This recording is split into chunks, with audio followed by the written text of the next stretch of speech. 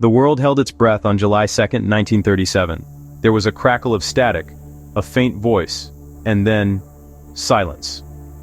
Amelia Earhart, America's beloved flying ace, had vanished somewhere over the vast, unforgiving expanse of the Pacific Ocean.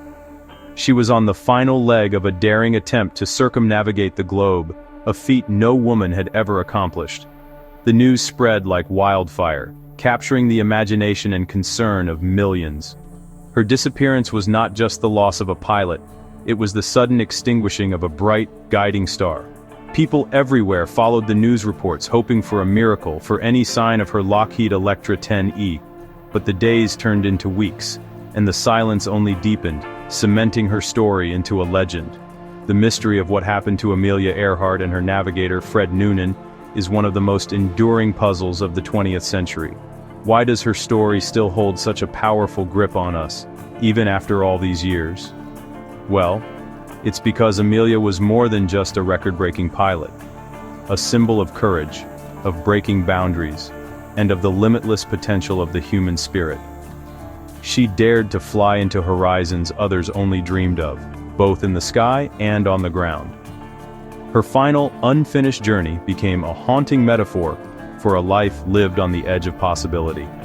The unanswered questions surrounding her fate only amplify our fascination with her incredible life.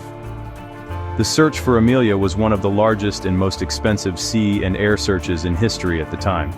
The United States Navy and Coast Guard scoured over 250,000 square miles of ocean, a search area larger than the state of Texas.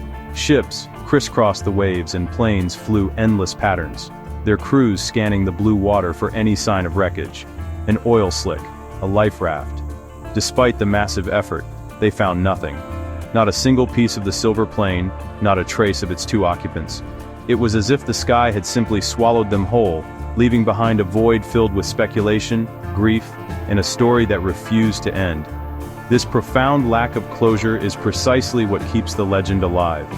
Theories have swirled for decades, ranging from the plausible to the outright fantastic. Did she crash and sink into the ocean's depths? Did she manage to land on a remote, uninhabited island, living out her days as a castaway? Or did a more sinister plot unfold, involving espionage and capture?